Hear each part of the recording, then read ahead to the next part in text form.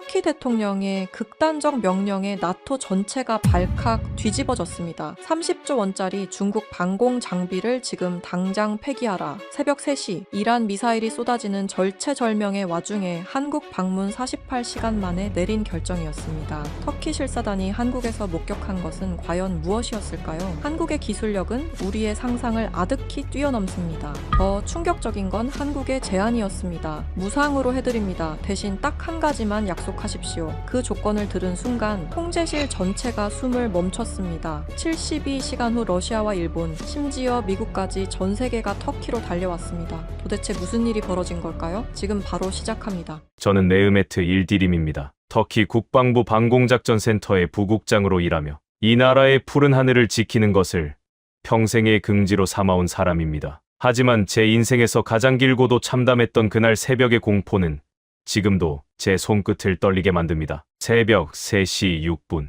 앙카라 지하 깊숙이 자리한 작전 통제실의 고요를 깨뜨린 것은 비명과도 같은 적색 경보음이었습니다. 부국장님, 이란 국경 방면에서 대규모 발사 궤적 포착되었습니다. 방공 분석관 제이넵의 목소리는 평소의 침착함을 완전히 잃고 갈라져 있었습니다. 저는 모니터 앞으로 뛰어갔습니다. 화면에는 수십 개의 붉은 점들이 거대한 파도처럼 우리 국경을 향해 덮쳐오고 있었습니다. 중동의 화약고가 결국 터져버린 것입니다. 미국과 이스라엘의 선제 공습에 분노한 이란이 주변국들을 향해 무차별적인 보복을 시작한 것이었습니다. 발사체 종류 식별에 그리고 즉시 나토 사령부의 교전 승인 요청에 탄도미사일과 자폭 드론 혼합 편성입니다. 예상 도달 시간 10분 남았습니다. 심장이 터질 듯이 뛰었습니다. 하지만 저에게는 믿는 구석이 있었습니다. 지난 3년간 중국이 전략적 파트너십을 강조하며 무상으로 배치해준 HQ-22 방공 시스템이었습니다. 서방 국가들이 보안 문제를 이유로 거세게 반대했지만 우리 정부는 독자 외교의 상징이라며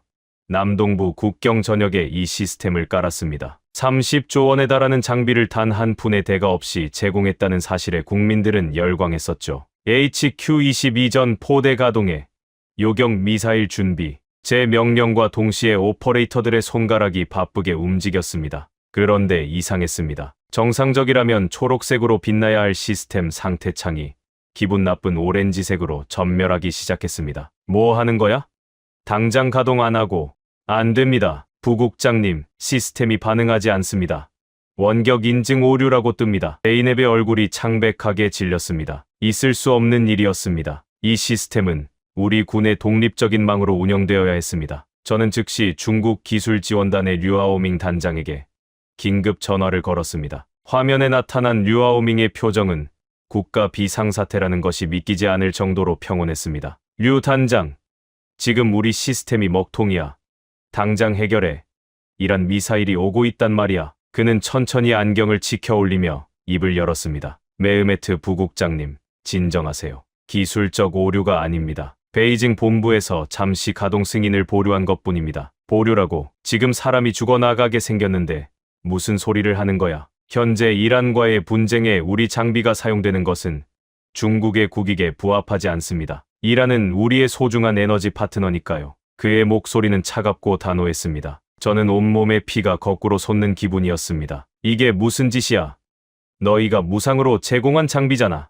우리 주권이라고 오해하지 마십시오. 우리는 여전히 튀르키예의 친구입니다. 다만 친구라면 마땅히 예의를 지켜야죠. 지금 보내드리는 중국 튀르키예 전략 심화 협정 수정안에 서명하신다면 5초 안에 모든 시스템을 재가동해드리겠습니다. 협정서의 내용은 가히 충격적이었습니다. 향후 50년간 튀르키예 주요 항구의 운영권 양도, 그리고 나토 연합훈련 데이터의 실시간 공유. 이것은 원조가 아니라 나라를 통째로 팔라는 협박이었습니다. 전화를 끊자마자 제이넵이 제 소매를 붙잡고 모니터를 가리켰습니다. 부국장님, 이것 좀 보세요. 시스템 깊숙한 곳에 숨겨져 있던 코드입니다. 그녀가 보여준 화면에는 수만 줄의 데이터가 어디론가 끊임없이 흘러가고 있었습니다. 이게 뭐야? 백도어입니다. 지난 3년간 우리가 나토 동맹국들과 나눈 기밀 정보, 인지르르크 기지의 미군 움직임, 심지어 우리 군의 배치 현황까지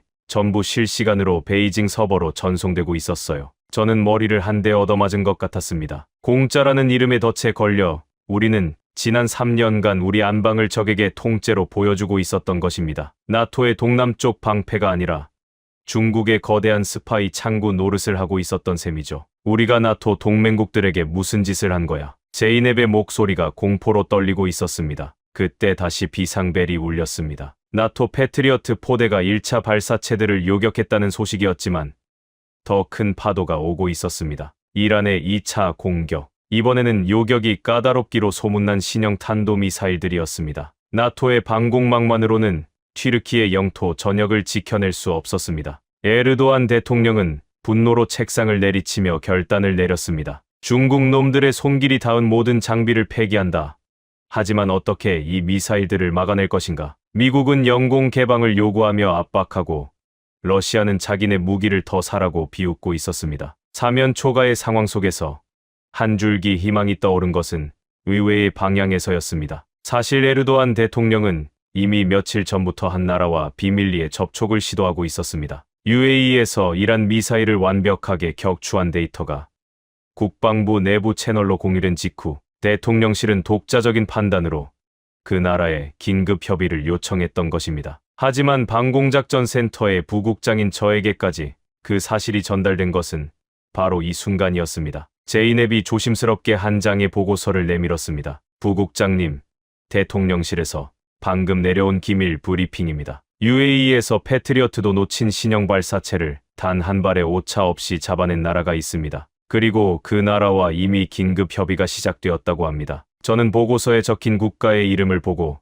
눈을 의심했습니다. 그곳은 서방의 거대 무기상들도 전통의 군사 강국도 아니었습니다. 하지만 그 나라의 이름이 나오는 순간 제 뇌리에는 잊고 있었던 오래된 전설 하나가 스치고 지나갔습니다. 우리가 가장 힘들 때 단 한 번도 우리를 배신하지 않았던 동쪽 끝의 나라. 저는 떨리는 손으로 전화기를 들었습니다. 이 선택이 튀르키예의 운명을 영원히 바꿀 것이라는 사실을 그때는 미처 다 알지 못한 채 말입니다. 통제실의 공기는 이제 산소가 부족한 것처럼 느껴질 정도로 무겁게 가라앉았습니다. 기계들이 내뿜는 열기와 수십 명의 대원들이 쏟아내는 거친 호흡이 뒤섞여 목을 죄어왔습니다. 모니터 속 류아오밍 단장의 미소는 그 어느 때보다 섬뜩했습니다. 그 미소 뒤에 숨겨진 것이 무엇인지 너무나 잘 알기에 제 주먹은 하얗게 질릴 정도로 꽉 쥐어져 있었습니다. 류 단장, 당신들이 말하는 친구의 정의가 이런 것입니까? 나라가 불타고 사람들이 죽어가는 상황에서 서명부터 하라니요. 이건 명백한 협박입니다. 제 목소리가 통제실 스피커를 통해 울려 퍼졌습니다. 류아오밍은 여유롭게 찻잔을 들어 올리며 대답했습니다. 메흐메트 부국장님, 세상에 공짜는 없다는 것을 누구보다 잘 아시는 분이 왜 이러십니까? 우리가 지난 3년간 당신들의 방공망을 구축하기 위해 쏟아부은 돈이 30조 원입니다. 그 어마어마한 자본과 기술을 아무 대가 없이 줬다고 생각하셨습니까?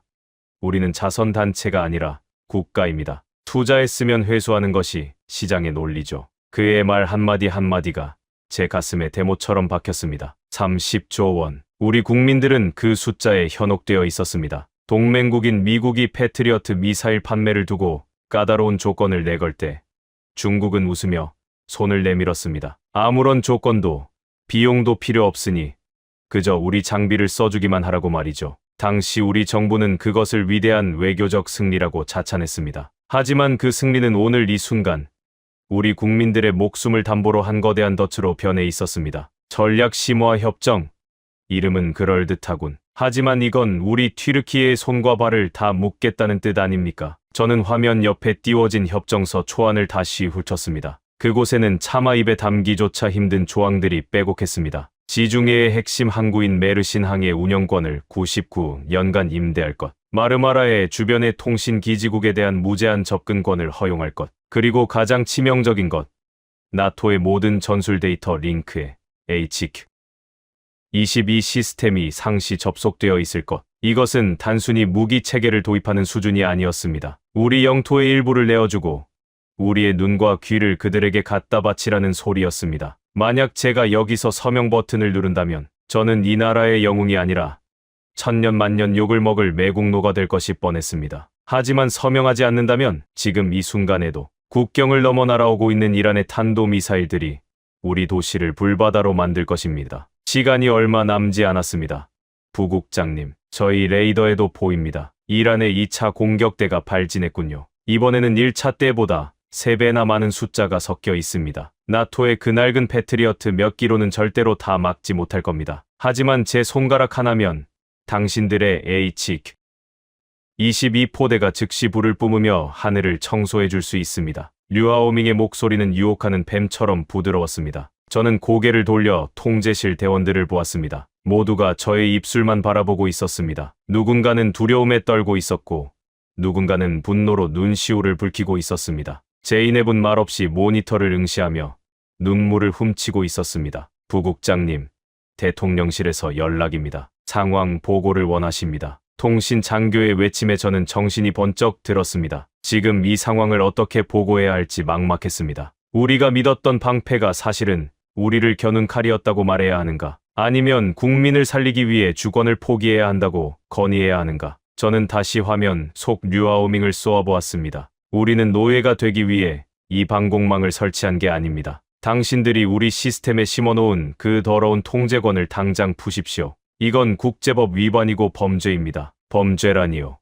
부국장님, 저희는 단지 시스템의 안전을 위해 원격 관리 기능을 유지한 것뿐입니다. 당신들이 직접 관리하겠다고 했을 때 우리가 기술 전수를 거부했던 이유를 이제야 깨달으셨나 보군요. 기술은 아는 자의 것이지 사용하는 자의 것이 아닙니다. 그의 비웃음 섞인 말에 저는 깨달았습니다. 애초에 그들은 우리에게 기술을 줄 생각이 없었습니다. 그저 자기들의 무기를 우리 땅에 배치하고 그것을 조종할 리모컨을 베이징에 둔 채 우리를 인질로 삼은 것이었습니다. 30조 원짜리 거대한 감옥. 그것이 튀르키의 방공망의 정체였습니다. 그때였습니다. 제이넵이 갑자기 제 팔을 강하게 붙잡았습니다. 그녀의 눈은 평소보다 2배는 커져 있었고 손은 미친 듯이 떨리고 있었습니다. 부국장님, 이것 좀 보세요. 이건 단순한 백도어가 아니에요. 중국 놈들이 지금 우리 시스템을 통해서 무슨 짓을 하고 있는지 아세요? 그녀가 다급하게 조작한 보조 모니터에는 알 수 없는 신호들이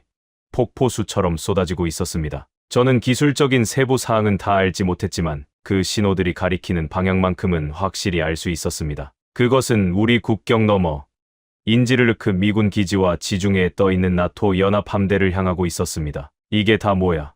설명해봐.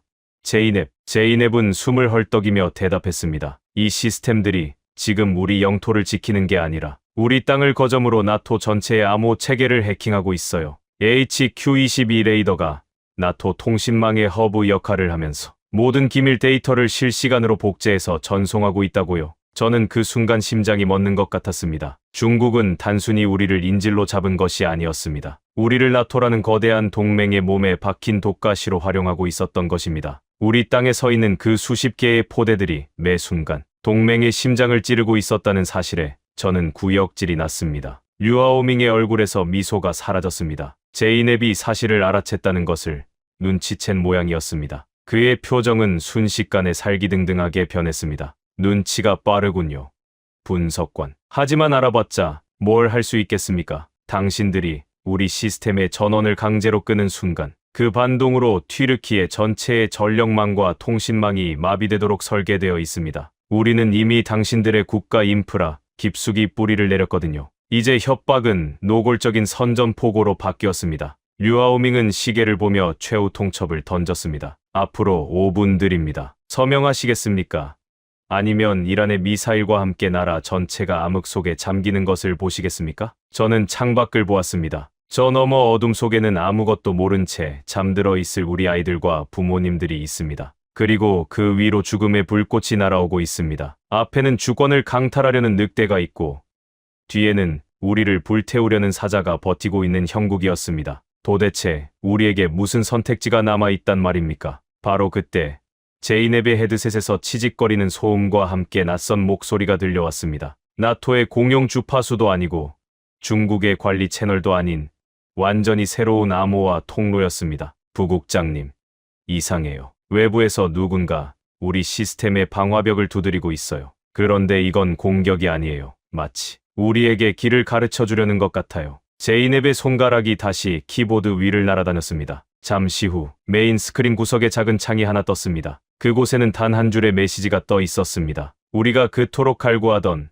하지만 누구도 내밀어 주지 않았던 구원의 메시지였습니다. 모니터 구석에 떠오른 그 한 줄의 메시지는 마치 칠흑 같은 심해에서 발견한 한 줄기 빛과 같았습니다. 자존심을 잃지 않고 살아남고 싶으냐는 그 질문. 그것은 단순한 도움의 손길이 아니라 우리의 치부를 정확히 꿰뚫어보고 던지는 준엄한 꾸짖음처럼 느껴지기도 했습니다. 제이넵의 손가락이 멈췄고 통제실 안의 모든 시선이 그 작은 텍스트 창으로 쏠렸습니다. 이게 어디서 온 신호야? 류하오밍의 함정인가? 제가 묻자 제이넵은 고개를 가로저으며 미친 듯이 소스 코드를 분석하기 시작했습니다. 아니에요, 부국장님. 이건 중국의 망을 타고 들어온 게 아니에요. 위성통신망의 빈틈을 파고들어서 우리 시스템의 바이오스 계층으로 직접 들어왔어요. 중국의 백도어조차 인지하지 못하는 초고난도의 캡슐화 통신이에요. 발신지는 보안 처리되어 있지만 이 암호화 방식은 제가 한 번도 본 적 없는 아주 정교한 형태입니다. 화면 속 류아오밍의 얼굴이 일그러졌습니다. 그는 자기가 장악했다고 믿었던 시스템에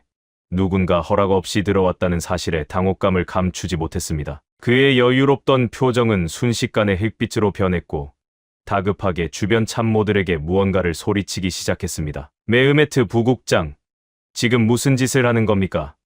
외부 세력을 끌어들인다면 협상은 즉시 파기입니다. 지금 당장 그 연결을 끊으세요. 그렇지 않으면 앙카라의 모든 변전소를 지금 이 순간 폭파시키겠습니다. 류아오밍의 고함이 스피커를 찢을듯 울렸습니다. 하지만 그가 화를 내면 낼수록 제 마음속에는 확신이 생겼습니다. 이 불청객이야말로 지금 우리가 붙잡아야 할 유일한 동아줄이라는 확신 말입니다. 저는 차갑게 가라앉은 목소리로 그에게 대답했습니다. 끊을 필요 없어. 아니, 끊을 수도 없지. 류 단장, 당신이 그렇게 자랑하던 시스템이 뚫린 모양인데 누구 탓을 하는 건가? 우리는 지금 이 대화의 주인이 누구인지 다시 생각해 봐야겠어. 당신들의 그 알량한 기술력이 드디어 한계에 다다른 모양이군. 제가 냉정하게 대꾸하자 류아오밍은 이를 갈며 자기 부하들에게 무언가를 지시했습니다. 아마도 그 신비로운 접속을 강제로 차단하려는 시도였겠죠. 하지만 류아오밍의 시도는 번번이 무산되는 듯했습니다. 오히려 제이넵의 모니터에는 더 많은 데이터가 쏟아져 들어오기 시작했습니다.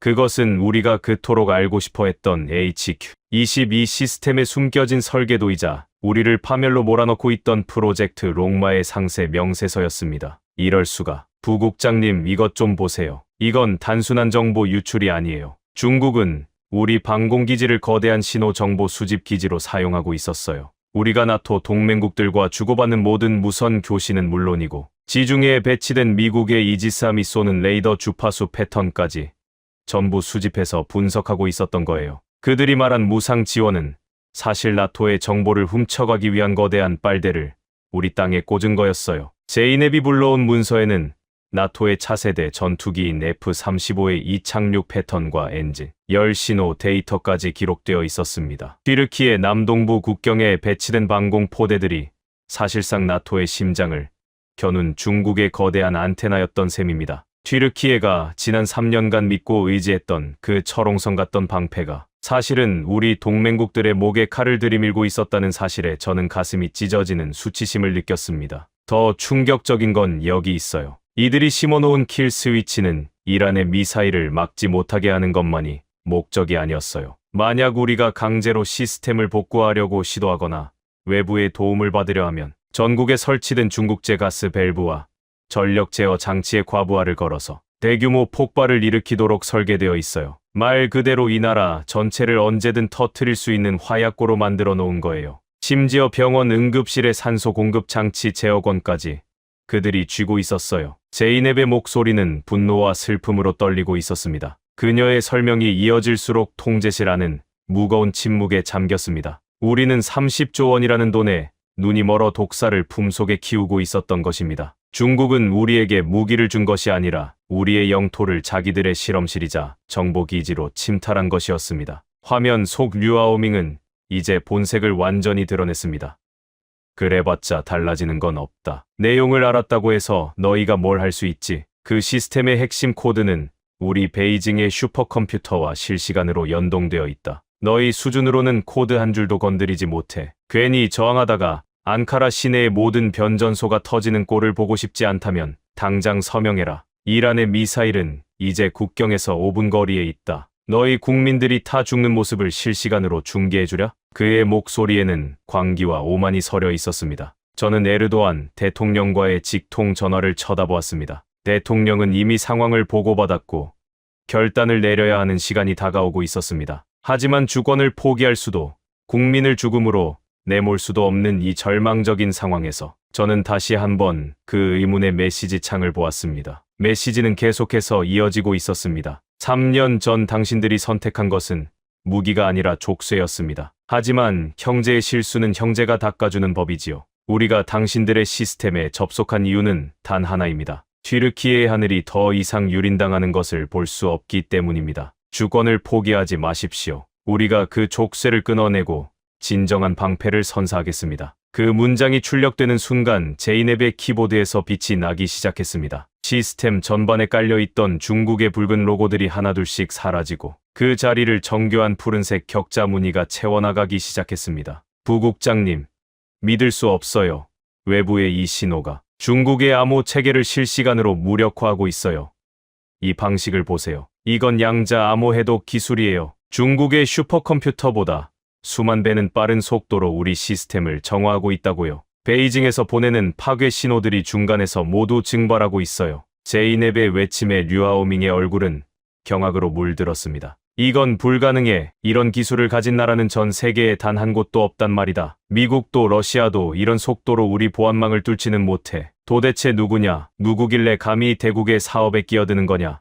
정체를 밝혀라. 류아오밍이 악을 쓰며 소리쳤습니다. 하지만 그 질문에 대한 대답은 그가 아니라 저의 귓가에 들려왔습니다. 통제실의 메인 스피커가 치직거리며 한 여성의 차분하면서도 강인한 목소리를 송출하기 시작했습니다. 우리는 사업을 하러 온 것이 아닙니다. 잃어버린 형제를 찾으러 온 것이죠. 메흐메트 부국장님, 제 목소리가 들리십니까? 그리고 거기 베이징의 류아오밍 단장. 당신들이 벌인 이 저열한 도둑질은 여기서 끝입니다. 그 목소리는 낯설었지만 이상하게도 깊은 신뢰감을 주었습니다. 통제실 안에 소란이 잦아들고 모두가 그 목소리에 집중했습니다. 저는 홀린 듯 마이크를 잡았습니다. 누구십니까? 우리 시스템에 어떻게 들어온 거죠? 이 모든 상황을 어떻게 다 알고 있는 겁니까? 저는 한국 국방부 긴급대응팀의 강서윤이라고 합니다. 저희는 이미 튀르키예 영공 근처 위성 궤도에서 당신들의 상황을 지켜보고 있었습니다. 중국이 깔아놓은 그 족쇄, 이제 우리가 끊어드리겠습니다. 당신들이 지난 70여 년 전 우리에게 보여준 그 용기를 우리는 단 한순간도 잊은 적이 없으니까요. 강서윤이라는 그 이름이 통제실에 울려 퍼졌습니다. 한국. 제가 떠올렸던 그 오래된 전설의 주인공이 실체가 되어 나타난 순간이었습니다. 통제실 대원들 사이에서 술렁임이 일어났습니다. 한국이라고요? 하지만 당신들이 어떻게 이 짧은 시간에 이런 일들을, 그리고 왜 우리를 돕는 겁니까? 조건은 무엇이죠? 대체 무엇을 원하는 겁니까? 제가 묻자 강서윤 팀장은 짧은 침묵 끝에 대답했습니다. 그 대답은 제 영혼을 울리는 진동과도 같았습니다. 조건 같은 건 생각하지 마십시오. 혹시 군우리 전투를 기억하십니까? 70여 년 전 당신들의 할아버지가 우리를 위해 피를 흘렸을 때 그분들도 조건을 따졌습니까? 피를 나누는데 조건은 필요 없습니다. 형제가 위험에 처했기에 달려온 것뿐이죠. 이제는 우리가 그 빚을 갚을 차례입니다. 지금부터 튀르키예의 하늘은 한국이 책임집니다. 군우리 전투.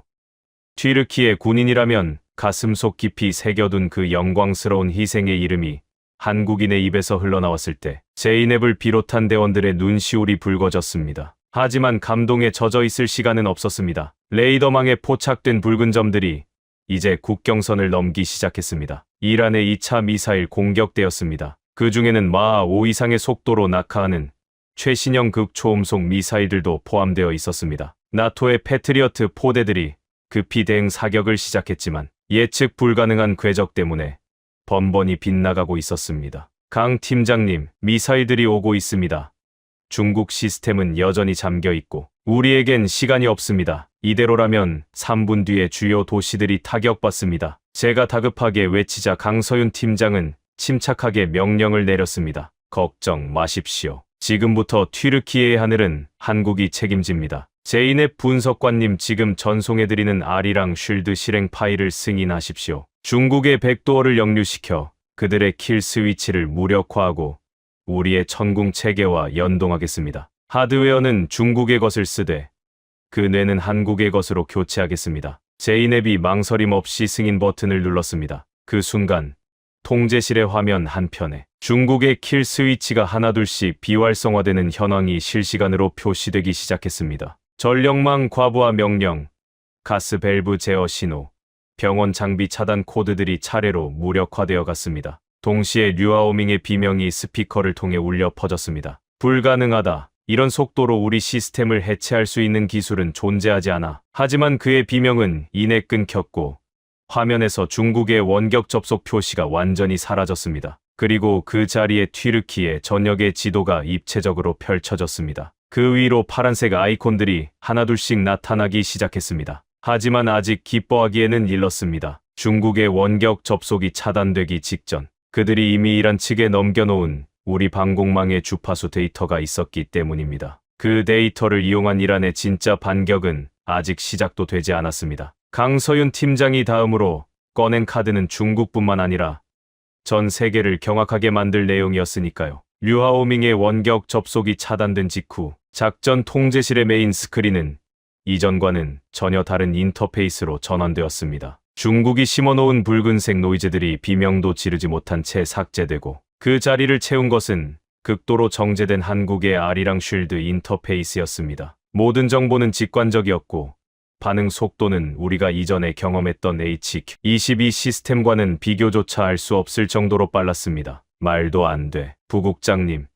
이 시스템 좀 보세요. 서버 부하가 거의 제로에 가까워요. 중국 놈들이 수만 대의 컴퓨터를 동원해도 풀지 못했던 연산들을 이 프로그램은 단 몇 초 만에 처리하고 있어요. 이게 어떻게 가능한 거죠? 제이넵이 경탄 섞인 목소리로 외쳤습니다. 그녀의 손가락은 마치 마법에 홀린 듯 키보드 위를 춤추며 한국에서 전송해온 데이터들을 분석해 나갔습니다. 화면 속 강서윤 팀장의 목소리가 다시 들려왔습니다. 이번에는 아까보다 훨씬 더 가까운 곳에서 들리는 것처럼 선명했습니다. 제이넵 분석관님, 너무 놀라지 마십시오. 이것이 대한민국이 독자적으로 개발한 기반 통합 방공 체계인 아리랑 쉴드입니다. 중국의 시스템은 하드웨어를 과시하기 위해 소프트웨어를 비대하게 만들었지만 우리는 최소한의 데이터로 최대의 결과를 뽑아내는 최적화에 집중했습니다. 지금 이 순간에도 우리 팀의 엔지니어들이 튀르키예 남동부 국경지대에 도착하고 있습니다. 강 팀장의 말이 끝나기도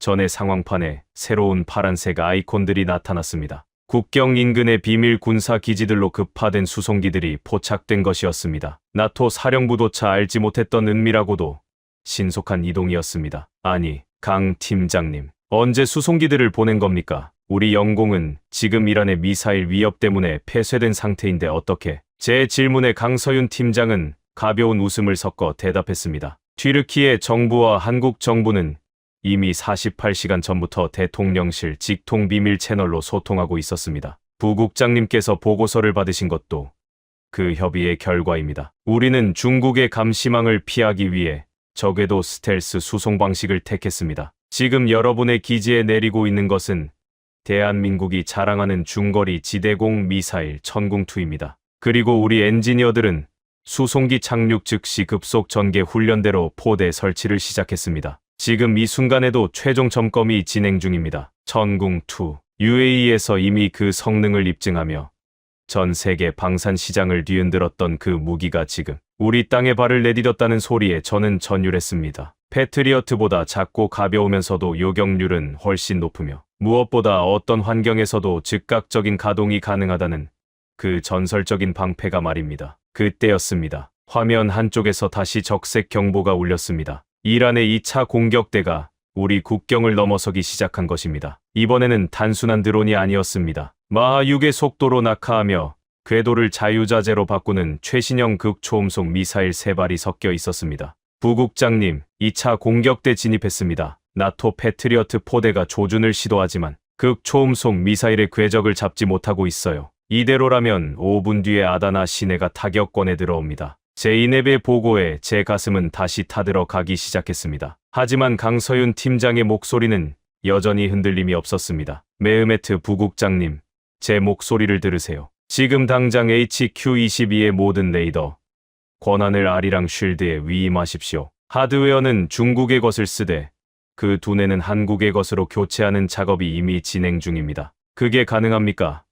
류하오밍이 강제로 건드리면 전력망이 터진다고 협박했는데 킬 스위치는 이미 무력화되었습니다. 아까 승인하신 아리랑 쉴드가 중국의 백도어를 역류시켜서 그들이 설치한 모든 파괴 장치를 비활성화했습니다. 이제 안심하셔도 됩니다. 제이넵 분석관님, 연동 패치를 실행하세요. 3, 2, 1, 실행. 제이넵이 떨리는 손으로 엔터 키를 눌렀습니다. 그 순간 통제실의 화면에는 믿을 수 없는 수치들이 나열되었습니다. HQ-22의 레이더가 한국의 AI와 연동되면서 성능이 폭발적으로 향상되기 시작한 것입니다. 성공이에요.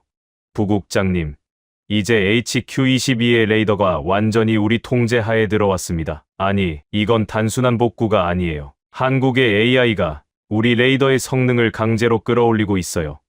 탐지 거리가 2배 이상 늘어났습니다. 제이넵의 감탄사 뒤로 강서윤 팀장의 명령이 이어졌습니다. 좋습니다. 이제 천궁2 포대와 연동합니다. 튀르키예의 레이더가 눈이 되고 한국의 미사일이 주먹이 될 것입니다. 이란의 극초음속 미사일 궤적 추적 시작합니다. 8초 뒤에 최종 요격 지점이 산출될 겁니다. 통제실 안의 모든 대원이 숨을 죽이고 화면을 주시했습니다. 마하6으로 날아오는 죽음의 신호들이 화면 위에 붉은 선을 그리며 다가오고 있었습니다. 나토의 패트리어트 시스템이 계산하지 못한 그 변칙적인 궤도를 한국의 아리랑 쉴드는 마치 미래를 예언하듯 점선으로 미리 그려내고 있었습니다. 요격 지점 확정. 천궁2 1번 포대부터 4번 포대까지 발사 대기. 메흐메트 부국장님, 발사 승인을 내리십시오. 이것은 당신들의 하늘이고 당신들의 명령으로 지켜져야 합니다. 강서윤 팀장은 저에게 마지막 영광을 양보했습니다. 저는 떨리는 목소리로 마이크를 잡았습니다. 대한민국 천궁2 그리고 튀르키예 방공대원들에게 알린다. 우리를 배신한 가짜 방패를 버리고 이제 진정한 형제의 칼을 뽑는다. 모든 표적에 대해 발사를 승인한다. 지금 당장 우리 하늘을 더럽히는 저 불꽃들을 제거하라. 제 말이 끝나기가 무섭게 튀르키예 남동부 국경지대에서 거대한 불꽃들이 솟구쳐 올랐습니다. 수직으로 발사된 천궁2 미사일들은 공중에서 방향을 틀어 이란의 미사일들을 향해 맹렬하게 돌진했습니다. 그 속도는 마치 분노한 독수리가 사냥감을 낚아채는 것처럼 빠르고 정확했습니다. 하는 소리가 이곳 앙카라까지 들리는 듯한 착각이 들 정도로 화면 속에서는 거대한 폭발이 연이어 일어났습니다. 나토의 장비들이 단 한 발도 맞추지 못했던 그 악명 높은 미사일들이 한국의 기술 앞에서 맥없이 분해되어 사라졌습니다. 전략 요격 성공, 단 한 발의 예외도 없습니다. 아다나 시내로 향하던 탄도미사일들도 모두 공중에서 파괴되었습니다. 통제실 안은 환호성으로 가득 찼습니다. 대원들은 서로를 껴안으며 눈물을 흘렸고 제이넵은 모니터 앞에 주저앉아 기쁨의 미소를 지었습니다. 하지만 저는 아직 안심할 수 없었습니다. 중국이 차단되기 직전 이란에 넘긴 우리 방공망의 주파수 데이터가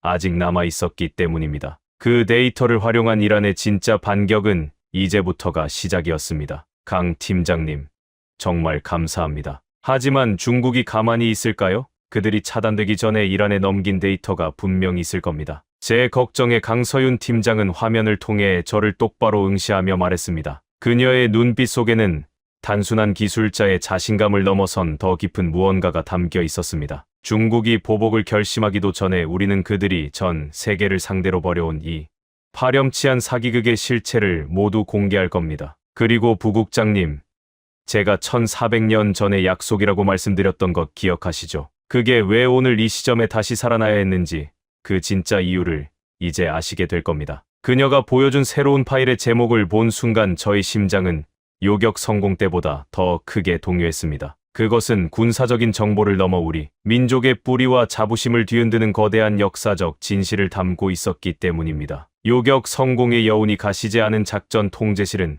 기묘한 정적에 휩싸였습니다. 방금 전까지 죽음의 공포가 지배하던 공간이라고는 믿기지 않을 만큼 평화로운 정적이었습니다. 하지만 그 정적은 안도감이 아니라 우리가 방금 목격한 그 압도적인 기술의 실체에 대한 경외심에서 비롯된 것이었습니다. 제이넵은 여전히 모니터 앞에 멍하니 앉아 화면에 남은 파란색 궤적들을 바라보고 있었습니다. 부국장님, 이건 단순한 요격이 아니에요. 천궁2 미사일이 발사되고 목표물에 닿기까지의 모든 과정이 마치 하나의 정교한 알고리즘처럼 완벽했어요. 단 한 치의 오차도, 단 한순간의 망설임도 없는 기계적인 완벽함. 그런데 그 안에 흐르는 논리는 차가운 기계의 것이 아니라 마치 소중한 것을 지키려는 인간의 의지처럼 느껴져요. 제이넵의 말에 저는 고개를 끄덕였습니다. 저 역시 같은 것을 느꼈기 때문입니다. 중국의 시스템이 우리를 감시하고 억압하려 했다면 한국의 아리랑 쉴드는 우리를 감싸 안고 보호하려 했습니다. 저는 다시 마이크를 잡고 화면 속 강서윤 팀장을 불렀습니다. 그녀는 여전히 차분한 모습으로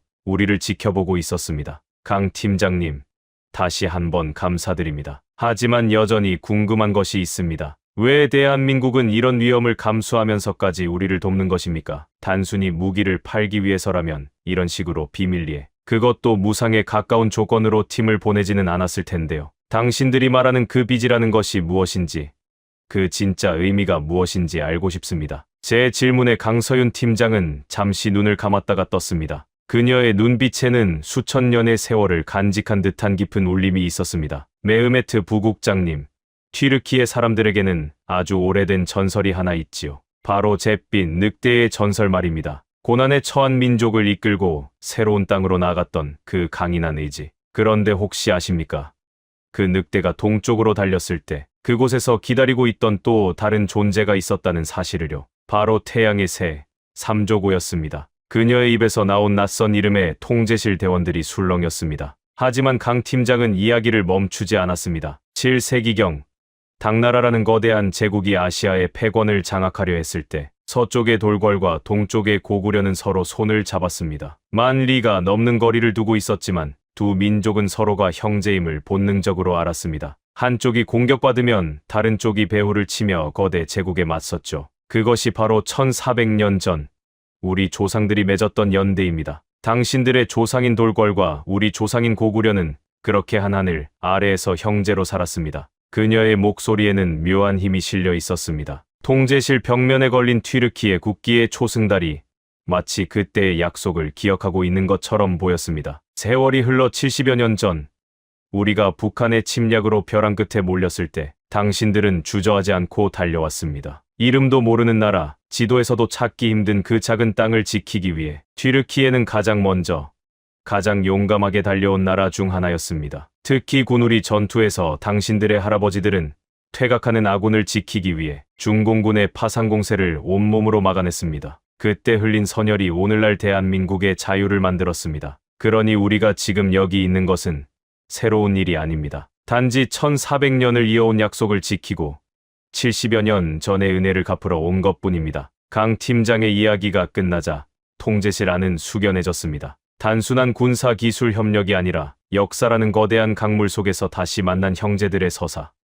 제이넵의 눈가에는 어느새 눈물이 맺혀 있었습니다. 우리를 도구로 보았던 중국과는 너무나도 다른 진심 어린 존중과 애정이 담긴 목소리였습니다. 우리는 당신들에게 조건부 원조를 하지 않습니다. 주권을 내놓으라고 협박하지도 않습니다. 다만 한 가지만 부탁드리고 싶습니다. 이 위기가 끝나고 튀르키예가 다시 강해졌을 때, 그때 만약 또 다른 누군가가 억울한 침략을 당하거나 기술의 노예가 될 위기에 처한다면 그때는 당신들이 지금의 우리처럼 손을 내밀어 주십시오. 그것이 우리가 바라는 유일한 대가입니다. 강서윤 팀장의 말은 제 심장을 고동치게 했습니다. 기술을 무기로 휘두르는 것이 아니라 기술을 나눔으로써 더 큰 자유를 만드는 것. 그것이 바로 대한민국의 품격이었습니다. 하지만 감동의 순간도 잠시, 제이넵이 갑자기 비명을 지르며 화면을 가리켰습니다. 아리랑 쉴드가 중국의 백도어를 장악했던 그 데이터. 통로에서 숨겨져 있던 극비 문서들이 하나둘씩 해독되어 나타나기 시작한 것입니다. 그 문서들의 제목은 우리를 다시 한번 경악하게 만들었습니다. 부국장님,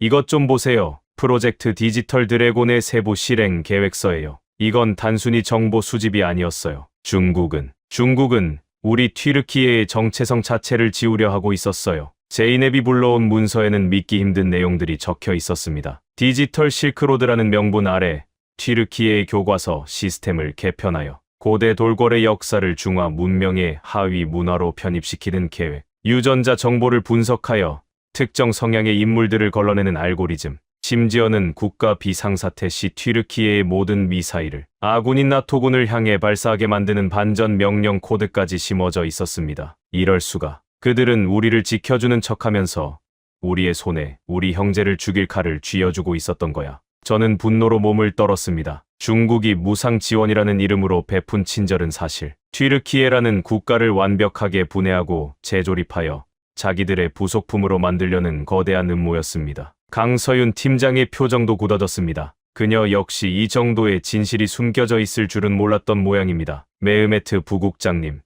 이제 시간이 없습니다. 중국이 자신들의 음모가 드러났다는 것을 눈치채면 어떤 극단적인 행동을 할지 모릅니다. 지금 당장 이 모든 증거를 전 세계에 공개해야 합니다. 동시에 이란의 3차 공격이 예상보다 훨씬 큰 규모로 준비되고 있다는 징후가 포착되었습니다. 이번에는 단순한 미사일이 아닙니다. 중국이 차단 직전에 이란 측에 넘긴 우리 방공망의 주파수 데이터를 활용한 변치, 궤도 발사체들이 대거 포함되어 있습니다. 강 팀장의 말이 끝나기가 무섭게 다시 한번 적색 경보가 통제실을 가득 메웠습니다. 레이더 화면 가득 붉은 점들이 나타났습니다. 이 전과는 비교도 할 수 없는 숫자, 수백 발의 미사일과 드론이 튀르키예 영공을 뒤덮기 위해 몰려오고 있었습니다. 부국장님, 이란의 전면적인 공세입니다. 중국이 차단 직전에 넘긴 주파수 데이터를 이용해서 우리 레이더에 맞춤형 재밍을 걸고 있어요. 아리랑 쉴드가 연동한 레이더의 기존 주파수 대역이 교란되고 있습니다. 제이넵의 다급한 외침과 함께 화면이 거칠게 흔들렸습니다. 이란은 중국이 사전에 빼돌린 데이터를 기반으로 현재 아리랑 쉴드가 사용하는 레이더 주파수의 취약점을 정확히 노리고 있었습니다. 아무리 한국의 기술이 뛰어나더라도 적이 이미 레이더의 작동 패턴을 알고 있다면 지상 기반 탐지만으로는 한계가 있었습니다. 강 팀장님, 레이더 재밍 때문에 표적 추적이 불안정해지고 있습니다. 천궁이 목표물을 정확히 잡을 수가 없어요. 절체절명의 순간, 강서윤 팀장이 결연한 목소리로 명령을 내렸습니다. 걱정 마십시오. 레이더가 가려졌다면 다른 눈으로 보면 됩니다. 지금부터 아리랑 쉴드의 최종 단계를 가동합니다. 제이넵 분석관님, 한국의 정찰 위성과 튀르키예의 지상 포대를 직접 연결하는 데이터 링크를 승인하세요. 위성은 재밍의 영향을 받지 않습니다. 우리가 직접 하늘 위에서 적의 좌표를 꽂아드리겠습니다. 통제실의 모든 장비가 터질 듯이 돌아가기 시작했습니다. 그리고 그 순간 저는 보았습니다. 우리 시스템의 깊은 곳에서 잠자고 있던 어떤 힘이 한국의 기술과 만나 폭발적인 빛을 내뿜는 것을 말입니다. 그것은 단순한 프로그램의 작동이 아니라 1400년 만에 다시 만난 두 형제가 서로를 지키기 위해 내지르는 사자우였습니다. 이제 막 최후의 결전이 시작되려는 찰나, 통제실 문이 거칠게 열리며 예상치 못한 인물이 들이닥쳤습니다. 그의 손에는 권총이 들려 있었고 그의 눈에는 광기가 서려 있었습니다. 이전부터 중국과의 협력을 유독 강하게 옹호해왔던 바로 그 인물이었습니다. 작전 통제실의 이중 잠금 장치가 거칠게 부서지는 소리와 함께 들이닥친 인물은 다름 아닌 방공사령부의 참모장 오스만 일마지였습니다. 그의 손에 들린 권총이 차가운 형광등 불빛을 받아 번뜩였습니다. 오스만 참모장은 지난 30년간 저와 함께 튀르키예의 국경을 지켜온 전우이자 든든한 선배였습니다. 하지만 돌이켜보면 HQ-20 이 도입 당시 그 누구보다 열정적으로 중국의 제안을 밀어붙였던 것도 바로 오스만이었습니다. 지금 그의 눈에 서린 것은 우리가 알던 충성심이 아니라 거대한 힘 앞에 굴복한 자의 비굴한 광기였습니다. 메흐메트, 당장 손 떼라. 이건 자살 행위야. 한국 놈들의 장난감에 우리 운명을 맡기겠다고 베이징을 화나게 하면 우리나라는 정말 끝장이야. 오스만의 외침에 대원들은 얼어붙었습니다. 그의 등 뒤로 무장한 사령부 경비대 몇 명이 뒤따라 들어왔습니다. 상황은 순식간에 아수라장이 되었습니다. 제이넵이 비명을 지르며 제 뒤로 몸을 숨겼습니다. 화면 속 강서윤 팀장의 목소리가 들리지 않을 정도로 소란스러웠지만 저는 오스만의 눈을 똑바로 응시하며 한 걸음 앞으로 나갔습니다. 참모장님, 아니 오스만, 당신도 그들이 우리에게 심어놓은 백도어를 봤을 것 아닙니까? 우리 역사를 지우고 우리 아이들의 미래를 베이징의 데이터 서버에 박제하려는 그들의 음모를 다 알고도 이런 짓을 하는 겁니까? 그게 무슨 상관이야? 주권, 자부심, 그런 건 배가 부를 때나 찾는 소리다. 이란의 미사일이 앙카라에 떨어지는 순간 그딴 건 아무 의미 없어. 중국만이 우리를 살릴 수 있어. 협정서에 서명하고 시스템을 돌려받는 것만이 유일한 길이다. 오스만의 손이 부들부들 떨리고 있었습니다. 그는 이미 중국이 제공한 거에게 뒷돈이나 혹은 우리가 모르는 무언가에 약점이 잡힌 것이 분명했습니다. 그때였습니다. 제이넵이 제 옆에서 조용히 키보드를 두드리기 시작했습니다. 그녀는 공포에 질린 척하면서도 아리랑 쉴드의 마지막 보안 코드를 입력하고 있었던 것입니다. 오스만 참모장님, 당신이 믿는 그 중국 시스템은 이미 죽었습니다. 한국의 기술이 그것을 정화했어요. 당신이 여기서 우리를 쏜다고 해도 저 하늘 위에 떠 있는 한국의 위성들은 멈추지 않을 겁니다. 제이넵의 당당한 목소리에 오스만이 당황하며 총구를 그녀에게 돌렸습니다. 그 찰나의 순간, 통제실의 모든 조명이 일제히 꺼졌습니다. 강서윤 팀장이 원격으로 통제실의 전력을 차단한 것이었습니다. 어둠 속에서 보안 요원들과 오스만 일행 사이에 짧은 격투 소리가 들렸고, 잠시 후 다시 조명이 들어왔을 때 오스만은 바닥에 제압당해 있었습니다. 메흐메트 부국장님, 괜찮으십니까? 시간이 없습니다.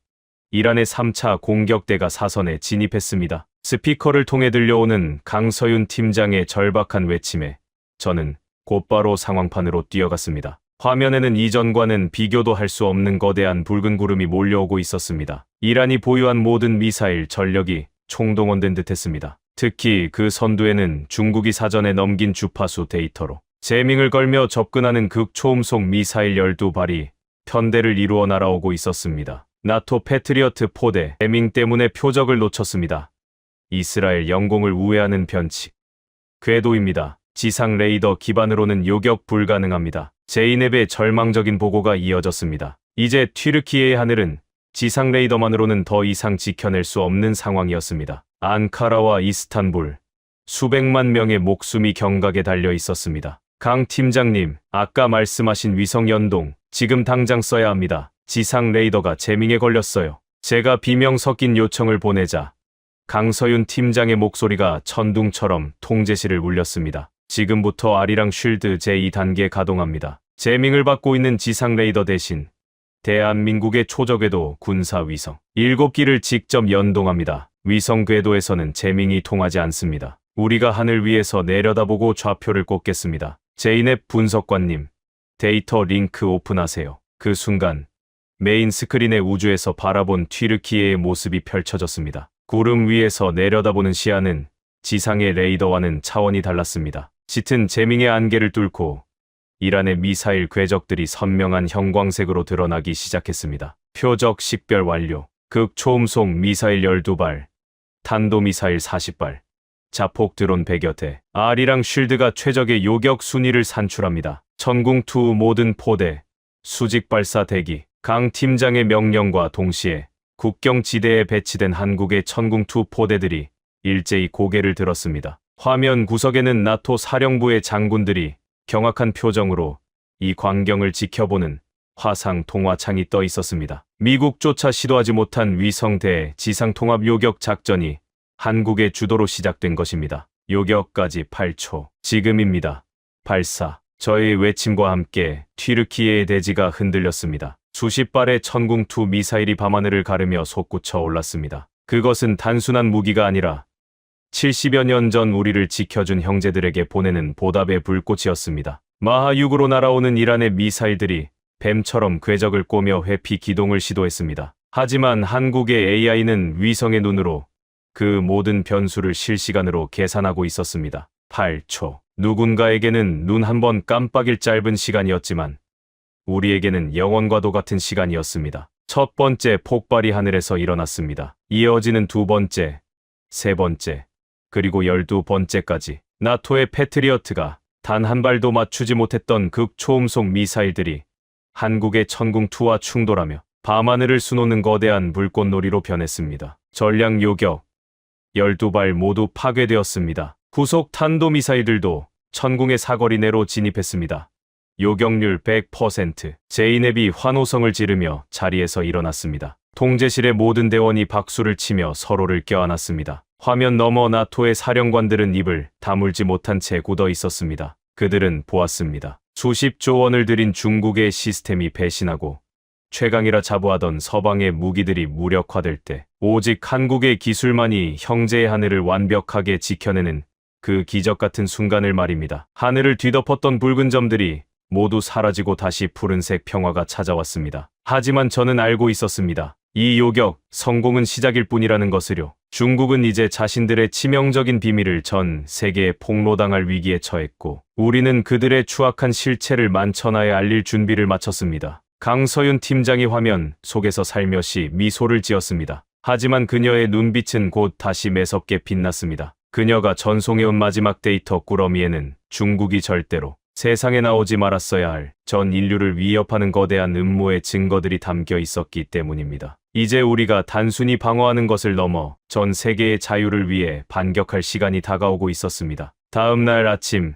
튀르키예의 수도 앙카라는 말 그대로 전 세계의 중심지가 되었습니다. 도시 전체를 감싸고 있던 죽음의 공포는 간데없고 그 자리를 채운 것은 승리의 환호와 믿기 힘든 기적에 대한 경탄이었습니다. 저는 에르도안 대통령의 긴급 호출을 받고 영궁으로 향했습니다. 차창 밖으로 보이는 시민들은 전기가 다시 들어온 거리에서 서로를 껴안고 있었고 상점마다 튀르키예 국기와 한국의 태극기가 나란히 걸려있는 모습이 보였습니다. 대통령궁 대회의실은 이미 전 세계 주요 외신 기자들로 발 디딜 틈이 없었습니다. CNN, BBC, 알자지라, 그리고 한국의 주요 방송사들까지 수백 개의 카메라 렌즈가 연단을 향해 있었습니다. 저는 대통령의 뒤에 서서 제이넵이 밤새 정리한 자료들을 다시 한번 점검했습니다. 이것은 단순히 전쟁의 승리를 알리는 자리가 아니었습니다. 수십 년간 전 세계를 기만해온 거대 세력의 추악한 가면을 벗기는 역사의 현장이었습니다. 대통령이 엄중한 목소리로 연설을 시작했습니다. 존경하는 튀르키예 국민 여러분,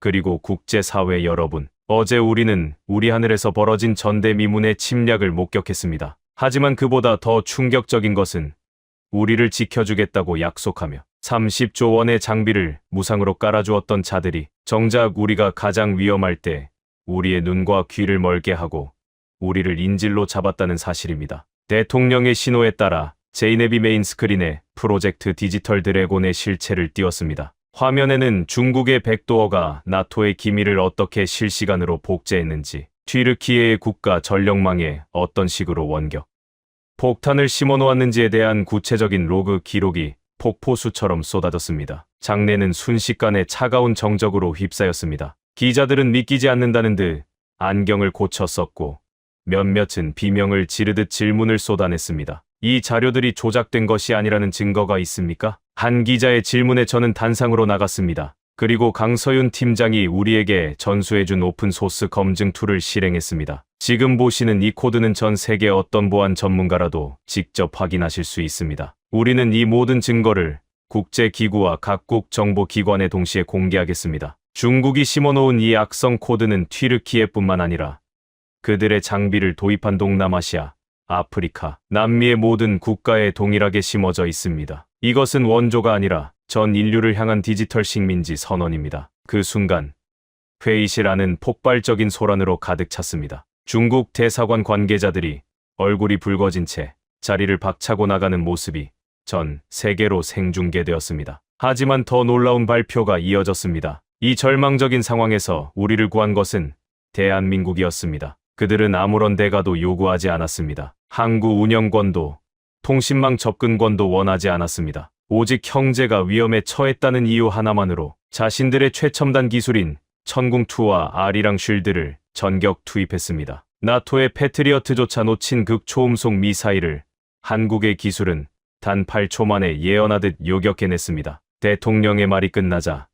회의실 뒤편에서 지켜보던 나토 사령부의 장군들이 일제히 기립박수를 보내기 시작했습니다. 그들은 어제 통제실에서 보았던 그 경이로운 8초를 결코 잊지 못할 것입니다. 한국의 기술은 단순히 무기가 강한 것이 아니었습니다. 그 무기를 운용하는 철학이 사람을 살리고 자유를 수호하는 것에 맞춰져 있다는 점이 그들을 감동시킨 것이었습니다. 기자회견이 끝나고 저는 조용한 집무실에서 강서윤 팀장과 마지막 화상 통화를 연결했습니다. 화면 속 강 팀장은 이제야 무거운 짐을 내려놓은 듯 인자한 누나와 같은 미소를 짓고 있었습니다. 그녀의 등 뒤로는 튀르키예 국경기지에서 철수 준비를 하는 한국 엔지니어들의 모습이 보였습니다. 강 팀장님, 이제 전 세계가 대한민국을 주목하고 있습니다. 폴란드, 이집트, 그리고 동남아시아의 여러 나라 정부에서 우리에게 연락이 오고 있어요. 한국의 시스템을 도입하고 싶다고, 중국의 족쇄에서 벗어날 수 있게 도와달라고 말입니다.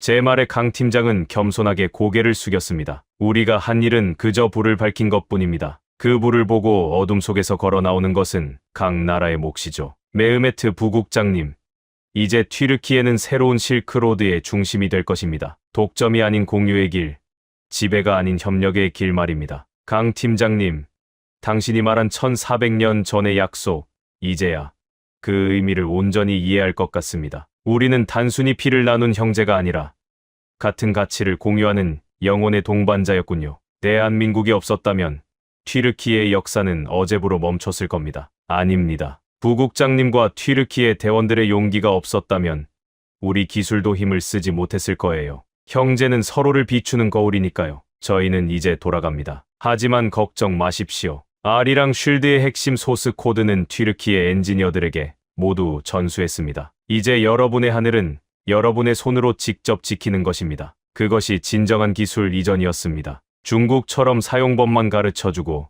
열쇠를 숨기는 것이 아니라 열쇠를 만드는 법 자체를 가르쳐주고 떠나는 것. 저는 그녀의 뒷모습을 보며 뜨거운 눈물을 흘렸습니다. 70여 년 전 우리 할아버지들이 군우리 전투에서 대한민국을 지켰을 때 그들도 이런 마음이었을까요? 내 형제가 다시는 침략자의 발밑에서 신음하지 않기를 바라는 그 간절한 마음 말입니다. 그로부터 며칠 뒤 튀르키예에는 놀라운 변화가 일어났습니다. 중국의 HQ-22 시스템이 서 있던 자리에는 한국과 튀르키예가 공동 제작한 형제의 방패라는 이름의 새로운 포대들이 들어섰습니다. 그리고 튀르키예 전역의 학교에서는 고대 돌궐과 고구려의 연대사를 가르치는 특별 수업이 시작되었습니다. 아이들은 이제 자신들이 누구인지, 누가 진정한 친구인지를 배우며 자라나고 있습니다. 국제사회의 흐름도 바뀌기 시작했습니다. 중국의 1대1로에 대한 의심의 눈초리가 전 세계로 확산되었고 디지털 주권을 지키자는 목소리가 곳곳에서 터져 나왔습니다. 대한민국과 튀르키예는 그 선봉에 섰습니다. 특정 국가의 서버에 모든 것을 맡기는 것이 아니라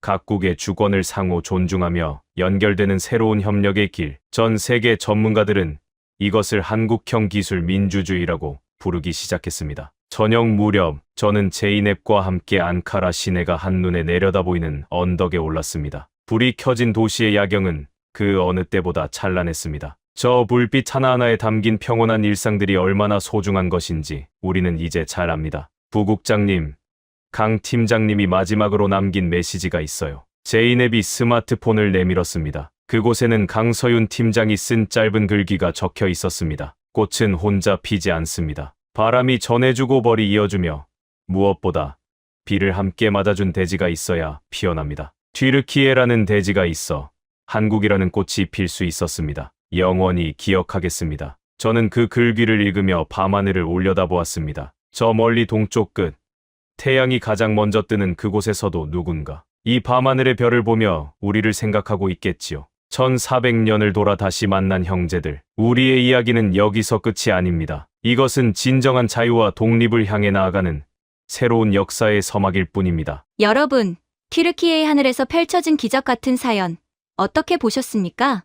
1400년의 인연, 포화 속에서 나눈 희생, 그리고 단 8초 만에 세계를 경악시킨 한국의 기술. 작전 후 나토 사령관은 이렇게 말했습니다. 대한민국은 무기를 판 것이 아닙니다. 강대국들이 잊고 있던 신뢰를 보여준 것입니다. 아무도 믿지 않을 때 대한민국은 묵묵히 형제의 곁을 지켰습니다. 그 진심이 마침내 튀르키예의 하늘을 되찾아 주었습니다. 이 이야기가 더 많은 분들에게 닿아야 한다고 느끼셨다면 지금 이 영상을 공유해 주십시오. 구독과 좋아요도 부탁드립니다. 가슴이 뜨거워지신 분, 댓글에 딱 2글자만 남겨주십시오. 형제, 긴 이야기 들어주셔서 감사합니다.